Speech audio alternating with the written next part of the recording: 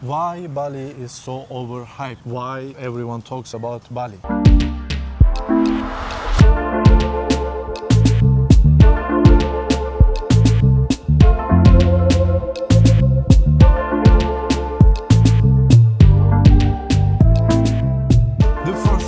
When we were there, we realized one thing. It's easy to stay there. It's easy to get visa. You know, in most of the Southeast Asian countries, it's not so easy. Like, let's say in Malaysia, have some visa rules for digital nomads, but you need to have proof or you have like $2,000 or something monthly salary. Like, there are a lot of regulations in this thing. In Vietnam, it's extremely hard to get the residence. You need to leave the country every 90 days. But in Bali, with some consulting, they are getting this 1-year residence. They are opening some kind of company and address or whatever. So they can stay there like a year easily. They pay like $600. We made some research. Because of that, you know, the most of the influencers are living in the Canggu area. And it's good for them because there are very photogenic cafes and restaurants and pool bars and gyms. Like they invested themselves or people who lives there invested and they open this kind of things. So they kind of build a one kind bubble. They live in that bubble, you know, like a nightlife, cocktails. Like if you go to this nightclubs in the Europe, I'm sure you will pay much more money. So the thing that they are selling is completely not that one. Like the thing they are selling is like peace and spirituality and nature. These people who sell you that one have nothing to do with them. They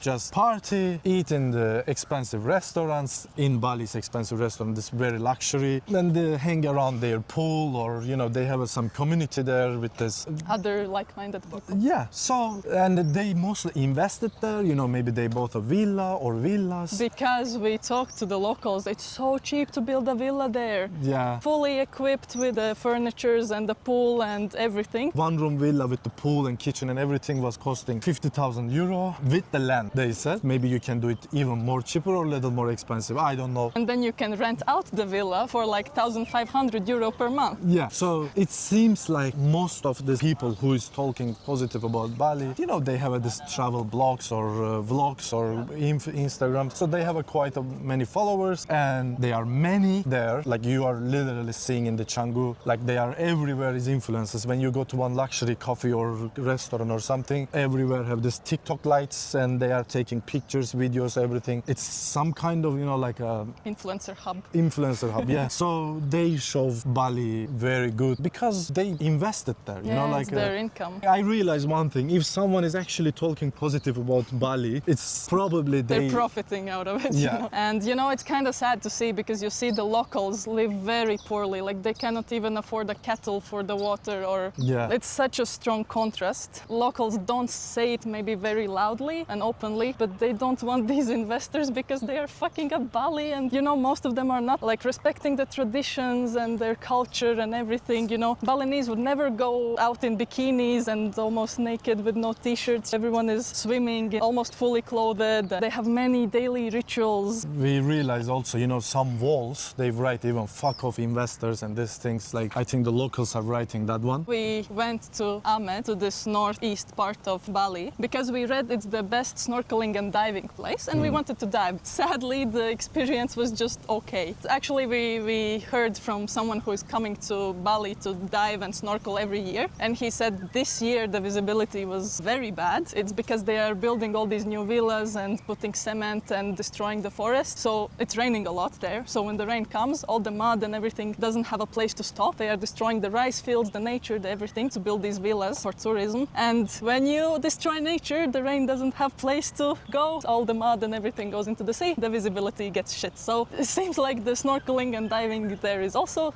a little bit destroyed. And not only that, corals were also that. Like you only see some areas where the corals we see with our own eyes. One day, like we find one area there where corals were very beautiful while we were snorkeling. Day after when we went to snorkel there, we see, I don't know what they throw there, but something went directly middle and there was a huge like a blanket of the corals, the hard corals. They break them apart in the middle. Yeah, you could see like a cylindric object was thrown there, maybe the boat threw this metal for the stop and And not only that, you know, we wanted to dive. We were talking with the dive centers, and when diving, you can buy this package for like 6 or 10 dives, and it's cheaper. So of course so we wanted to use that. But then we were like, okay, but can we go to this dive site? And then can we go to this dive site? Because we don't want to dive in the same place all the time. And they say, oh, no, we cannot. If you want to dive there, which is like 10 kilometers, or you need to book from them. It's not even 10 kilometers away. It was like maybe 5 kilometers away. They are saying you need to book with this dive center or like this area's dive center. Like they parcelize territories. It's like a grab, you understand? There is this thing going on in Bali. I didn't really understand what is actually going on, but they kinda invisibly or untalkative way parcelize. It's like you are not allowed to make business in my area or... Yeah, it felt like maybe there's like local mafia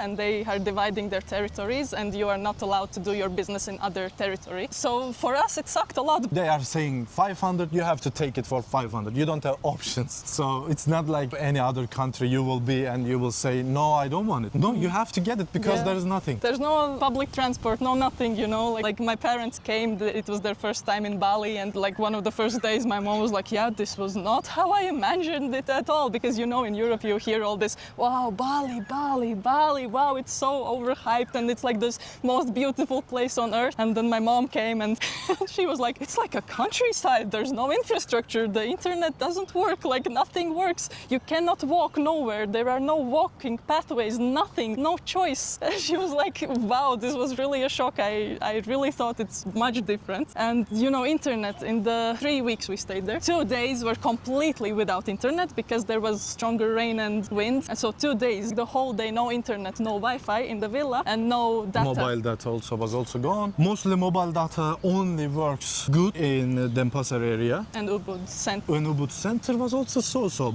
In Nusa Penida have one very beautiful view. You are seeing those pictures whenever they are talking about Bali turquoise on the beach. Even there, you know, it was very hard to get down. It was beautiful because of that. So people were not disturbing that nature. They were building an elevator there and destroying the nature. I hope they will cancel it. I heard some rumors that they are canceling, but it was already built, more than half. So if you go and take drone pictures, the nature already completely disturbed there. Like all these things are happening there. So destroying the nature and the prices have become so high, it's not worth it, you know. One of the best dive places in the Bali is Nusa Penida, and I dive there because it's not so many areas you can dive. There's so many dive sites, and there was a manta area, manta cleaning station, and everyone was diving in there. You know, like even under the sea is crowded. Like it was the first time I experienced that one. In same place, maybe hundreds of divers in the same, looking the same thing. Like, I don't know. Yeah, it's overcrowded. We would want to visit other islands in Indonesia, but not Bali. Like, it's not worth it. And I would also actually recommend you maybe visit the other islands.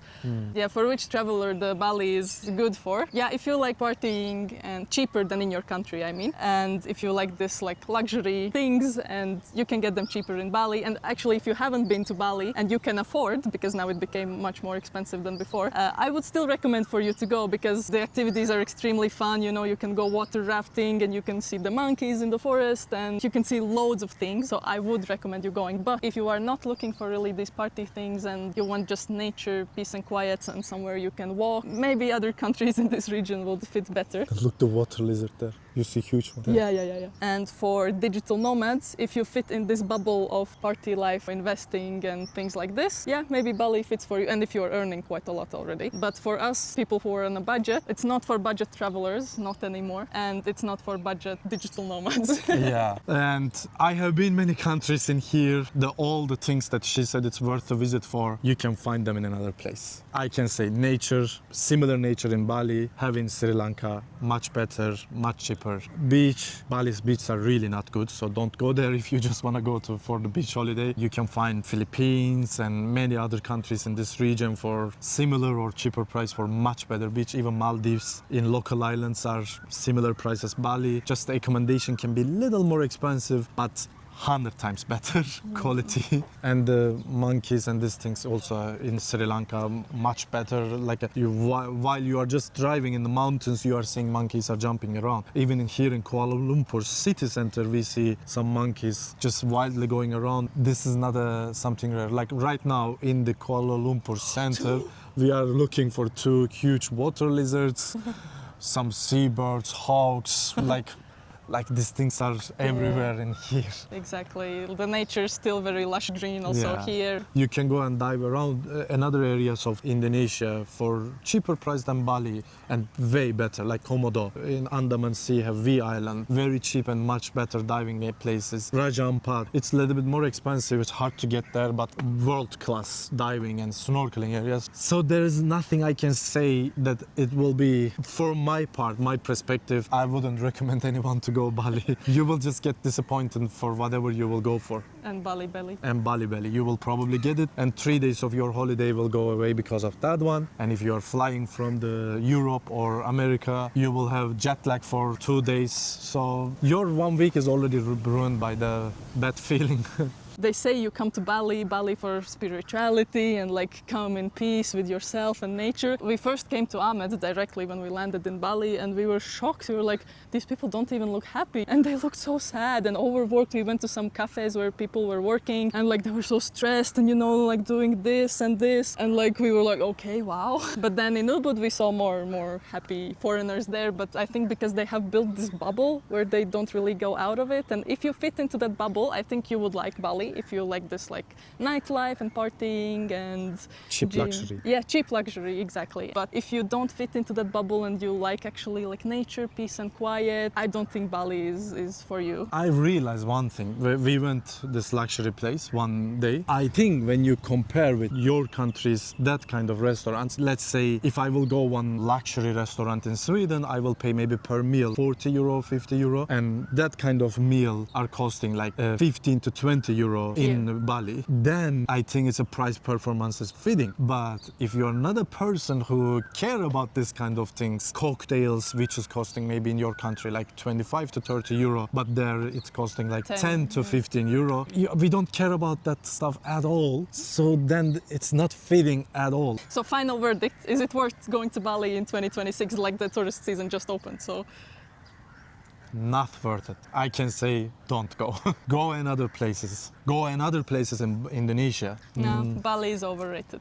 It's not how it used to be, maybe it was like this 10 years ago, but not anymore. It's our opinion. It's our opinion. You can think, like you can write your opinions in the comments, but it will not change our opinion because it's not first time and we see it. Yeah, and times. especially Yunus, he has been all over Bali, like not only 1-2 places or not only the touristy places, he has been also these raw, remote areas. Complete remote areas. Even Menjangan, the people who lives there, they know that Deer Island, like even there I dive and snorkel, and so I've been in whole area. No.